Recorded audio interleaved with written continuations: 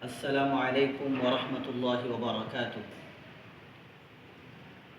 الحمد لله وحده، والصلاة والسلام على من لا نبي بعده وعلى آله وأصحابه أجمعين. أما بعد، فأعوذ بالله من الشيطان الرجيم. بسم الله الرحمن الرحيم. لن ينال الله لحومها ولا دماؤها ولكن يناله التقوى منكم. كذلك سخرها لكم لتكبروا الله على ما هداكم وبشر المحسنين. وعن أبي هريرة رضي الله عنه قال قال رسول الله صلى الله عليه وسلم: إن الله لا ينظر إلى صوركم ولا أموالكم ولكن ينظر إلى قلوبكم وأعمالكم. وقال النبي صلى الله عليه وسلم: إنما الأعمال بالنيات، أو كما قال النبي عليه الصلاة والسلام.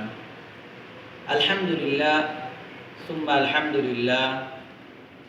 মহান পাক পরওয়ারদিগার আলমের দরবারে অসংখ্য শুকর, যে মহান রব্বুল আলামিন আমাদেরকে মুসলমান হিসেবে এবং মুহাম্মদ মুস্তাফা সাল্লাল্লাহু আলাইহি ওয়াসাল্লামের উম্মত হওয়ার সৌভাগ্য দান করেছেন। সাথে সাথে জিলহজ মাসের আমলগুলো করার জন্য যে আমাদেরকে তৌফিক দান করেছেন, সে মহান রব্বুল আলামিনের দরবারে আমরা কালিমাতুশ শুকর আদায় করি, বলি আলহামদুলিল্লাহ। তো আজকে আমার বিষয়বস্তু হচ্ছে কুরবানি নিয়ে কিছু কথা বলা। তো আমি আপনাদের সামনে পবিত্র কালামুল্লাহ শরীফের একটি আয়াতে কারিমা তিলাওয়াত করেছি। আল্লাহ সুবহানাহু ওয়া তাআলা বলেন: লা ইয়ানালাল্লাহা লুহুমুহা ওয়ালা দিমাউহা। আল্লাহ পাক রব্বুল আলামিন বলেন, কখনো পৌঁছে না আল্লাহ সুবহানাহু ওয়া তাআলার কাছে যে কুরবানি পশুর গোশত এবং কুরবানি পশুর রক্ত, শুধুমাত্র আল্লাহ সুবহানাহু ওয়া তাআলার কাছে পৌঁছে। ওয়ালাকিন ইয়ানালুহু তাকওয়া মিনকুম, যে তোমাদের অন্তরে কি আছে, তোমাদের তাকওয়া, এইগুলোর উপর আল্লাহ সুবহানাহু ওয়া তাআলা দেখে।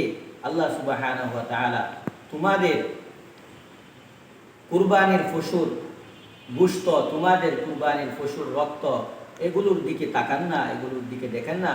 আল্লাহ সুবহানাহু ওয়া তাআলা কেবলমাত্র শুধুমাত্র তোমাদের তাকওয়া, তোমাদের দিলের মধ্যে কি আছে, কতটুকু ভয় আছে, এগুলোর দিকে আল্লাহ সুবহানাহু ওয়া তাআলা দেখেন। আল্লাহ সুবহানাহু ওয়া তাআলার বান্দা নবী করিম সাল্লাল্লাহু আলাইহি ওয়াসাল্লাম বলেন: ইন্নাল্লাহা লা ইয়ানজুরু ইলা সুওয়ারিকুম ওয়ালা আমওয়ালিকুম। আল্লাহ সুবহানাহু ওয়া তাআলার বান্দা বলেন, নিশ্চয় আল্লাহ সুবহানাহু ওয়া তাআলা তোমাদের আকৃতির দিকে দেখেন না, তোমাদের টাকা পয়সা মাল সম্পদের দিকে দেখেন না, শুধুমাত্র আল্লাহ সুবহানাহু ওয়া তাআলা দেখেন তোমাদের কলবের মধ্যে কি আছে, তোমাদের আমল কি নিখুঁত, এগুলোর উপর আল্লাহ সুবহানাহু ওয়া তাআলা দেখেন। ওয়ালা ইয়ানজুরু ইন্নাল্লাহা লা ইয়ানজুরু ইলা সুওয়ারিকুম ওয়ালা আমওয়ালিকুম ওয়ালাকিন ইয়ানজুরু ইলা কুলুবিকুম ওয়া আমালিকুম। নিশ্চয় আল্লাহ সুবহানাহু ওয়া তাআলা তোমাদের আকৃতির দিকে দেখেন না, তোমাদের মাল সম্পদের দিকে দেখেন না, শুধুমাত্র তোমাদের আমাল এবং তোমাদের কলবের দিকে দেখেন। এই জন্য ভাই, আমরা যে কুরবানি করব, শুধুমাত্র আল্লাহ তাআলাকে রাজি খুশি করার জন্য, আল্লাহ তাআলার সন্তুষ্টি অর্জনের জন্যই কুরবানি করব। কাউকে দেখানোর জন্য আমরা কুরবানি করব না। যদি আমরা কাউকে দেখানোর জন্য, লোক দেখানোর জন্য কুরবানি করি, তাহলে আমাদের কুরবানি কবুল হবে না, আমাদের উপর আল্লাহ রাজি হবেন না। এই জন্য সব সময় আমরা চেষ্টা করব আমাদের দিলকে ইতমিনান রাখার জন্য, একনিষ্ঠ রাখার জন্য, যে আমি কুরবানিটা করছি শুধুমাত্র আল্লাহকে রাজি করার জন্য, অন্য কোনো উদ্দেশ্য না। তো কুরবানির বিষয় নিয়ে আর কিছু কথা, যে আমরা কুরবানির জন্তু পশু কে জবাই করবে।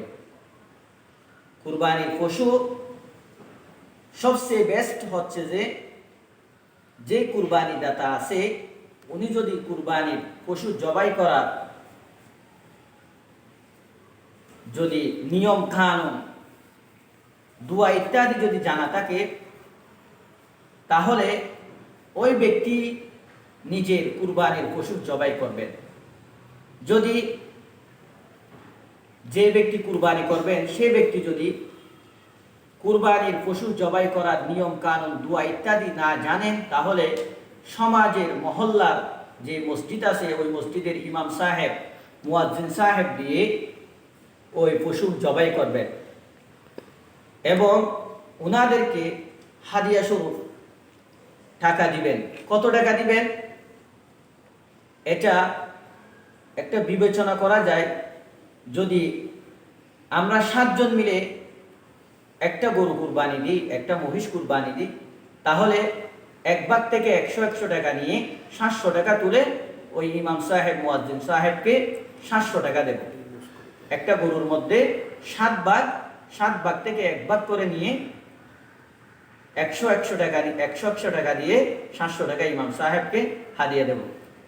কিছু কিছু সমাজের মধ্যে দেখা যায় যে ইমাম সাহেবকে 300 টাকা ধরিয়ে দেয়, 200 টাকা ধরিয়ে দেয়, কেউ 7 ভাগ থেকে কেউ দেয়, কেউ না দেয়, একেবারে কেউ 200 টাকা দিয়ে দেয়। এগুলো করা ভালো না, মানাই না। তো যদি আমরা একজন থেকে 700 টাকা